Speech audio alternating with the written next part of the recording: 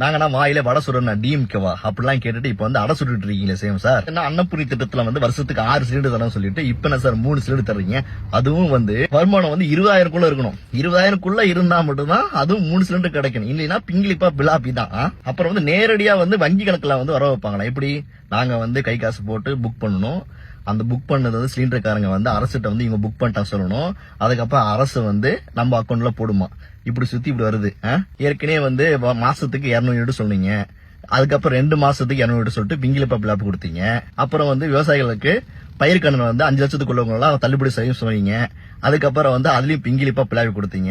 தாய்மாமன் தங்க மோதிர திட்டத்துல தமிழ்நாட்டில் பிறக்கக்கூடிய அனைத்து குழந்தைகளுக்கும் மோதிரம் வழங்கப்படும் சொன்னீங்க.